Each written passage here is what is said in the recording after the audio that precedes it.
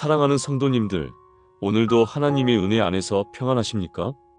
혹시 지금 이런 마음으로 이 영상을 보고 계신 건 아닙니까? 오랫동안 기도해왔던 일들이 전혀 풀리지 않고 있습니다. 하나님께서 정말 나의 기도를 들으시는 건지, 나를 사랑하시는 건지 의심이 듭니다. 교회를 다니고 신앙생활을 열심히 해왔는데 왜 이런 시련이 계속 찾아올까요? 다른 사람들은 다 잘 되는 것 같은데 나만 이렇게 어려운 상황에 처해 있는 것 같습니다.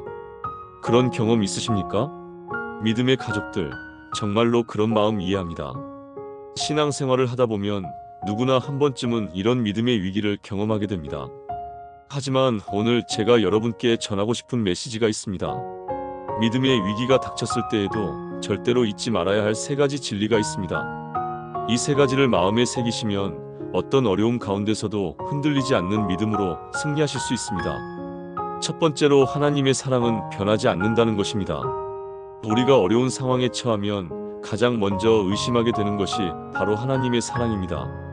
하나님께서 나를 정말 사랑하신다면 왜 이런 고난을 허락하실까 하는 마음이 듭니다. 혹시 내가 죄를 지었기 때문에 하나님께서 나를 버리신 건 아닐까 하는 두려움도 생깁니다. 하지만 성경은 이렇게 말씀하십니다. 로마서 8장 38절부터 39절 말씀입니다. 내가 확신하노니 사망이나 생명이나 천사들이나 권세자들이나 현재 일이나 장래 일이나 능력이나 높음이나 깊음이나 다른 어떤 피조물이라도 우리를 우리 주 그리스도 예수 안에 있는 하나님의 사랑에서 끊을 수 없으리라. 이 말씀이 무슨 뜻입니까? 하나님의 사랑은 우리의 상황이 좋든 나쁘든 절대로 변하지 않는다는 것입니다. 우리가 건강할 때도 아플 때도 성공할 때도 실패할 때도 하나님의 사랑은 동일합니다. 사도 바울이 이 말씀을 기록할 때의 상황을 생각해 보십시오. 그는 복음을 전하다가 수많은 핍박과 고난을 당했습니다. 매를 맞고 감옥에 갇히고 돌에 맞아 죽을 뻔한 경험도 여러 번 있었습니다. 하지만 그런 극한의 어려움 가운데서도 하나님의 사랑을 확신했습니다. 오늘 여러분이 어떤 상황에 처해 계시든지 이것만은 확신하시기 바랍니다. 하나님의 사랑은 여러분의 현재 상황과 상관없이 변함없이 여러분을 향하고 있습니다. 그 사랑은 십자가에서 이미 완전히 증명되었습니다. 두 번째로 하나님의 계획은 우리가 생각하는 것보다 크고 선하다는 것입니다. 우리는 종종 우리의 제한된 시각으로 상황을 판단합니다. 지금 당장 눈에 보이는 어려움만 바라보며 절망하기 쉽습니다. 하지만 하나님께서는 우리가 볼 수 없는 더 큰 그림을 그리고 계십니다. 예레미야 29장 11절 말씀을 보십시오. 여호와의 말씀이니라 너희를 향한 나의 생각을 내가 아나니 평안이요 재앙이 아니니라 너희에게 미래와 희망을 주는 것이니라. 이 말씀은 바벨론의 포로로 끌려간 이스라엘 백성들에게 주신 말씀입니다.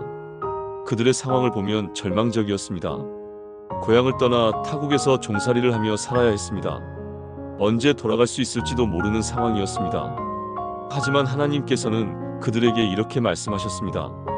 내가 너희를 향해 품고 있는 계획은 평안이요 희망을 주는 것이라고 말입니다. 실제로 70년 후에 그들은 고향으로 돌아올 수 있었고 성전도 다시 건축할 수 있었습니다. 구약에 나오는 요셉의 이야기도 생각해 보십시오.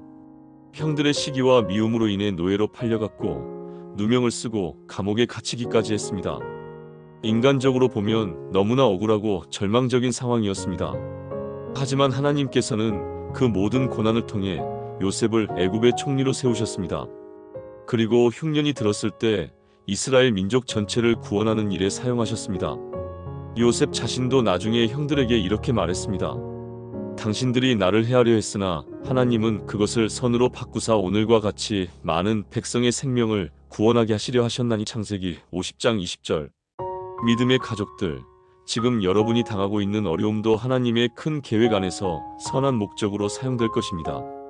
우리가 이해할 수 없는 상황이라 할지라도 하나님께서는 모든 것을 합력하여 선을 이루어가고 계십니다. 세 번째로 이 모든 것이 우리의 믿음을 더욱 성숙하게 만든다는 것입니다. 우리가 고난을 당할 때 자주 하는 질문이 있습니다. 왜 하나님께서는 믿는 사람들에게 이런 어려움을 허락하실까요? 하나님께서 전능하시다면 우리를 모든 고통에서 보호해 주실 수 있지 않을까요? 하지만 성경은 고난이 우리에게 유익하다고 말씀합니다. 야고보서 1장 2절부터 4절 말씀을 보십시오. 내 형제들아, 너희가 여러 가지 시험을 당하거든 온전히 기쁘게 여기라. 이는 너희 믿음의 시련이 인내를 만들어내는 줄 너희가 알미라. 인내를 온전히 이루라. 이는 너희로 온전하고 구비하여 조금도 부족함이 없게 하려 함이라. 이 말씀에서 주목해야 할 단어가 있습니다.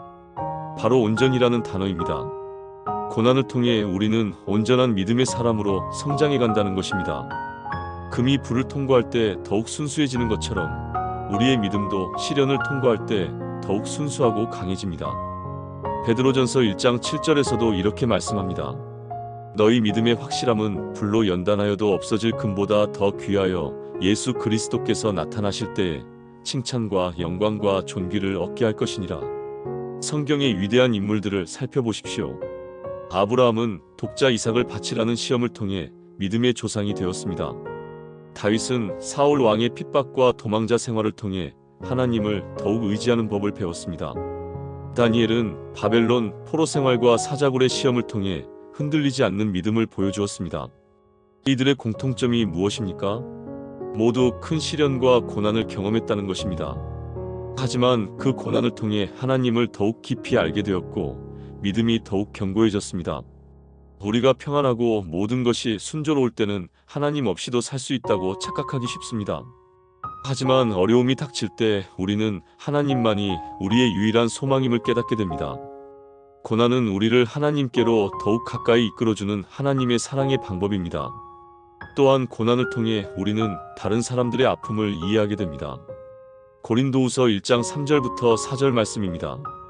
찬송하리로다. 그는 우리 주 예수 그리스도의 하나님이시요 자비의 아버지시요 모든 위로의 하나님이시며 우리의 모든 환난 중에서 우리를 위로하사 우리로 하여금 하나님께 받는 위로로서 모든 환난 중에 있는 자들을 능히 위로하게 하시는 이시로다.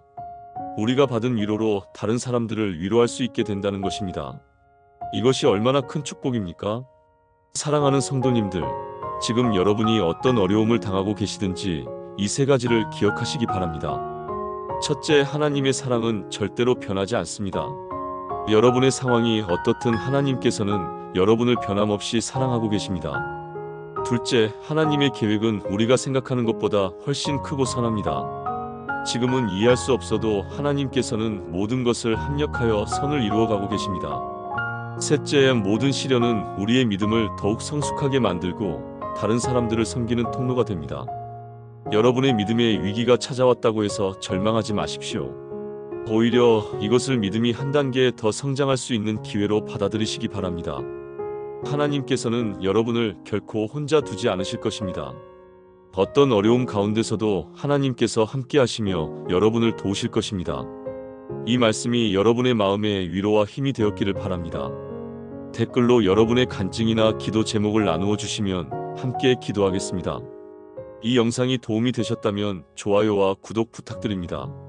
사랑하는 믿음의 가족들, 오늘도 하나님의 크신 사랑과 은혜가 여러분과 여러분의 가정에 충만하시기를 축원합니다.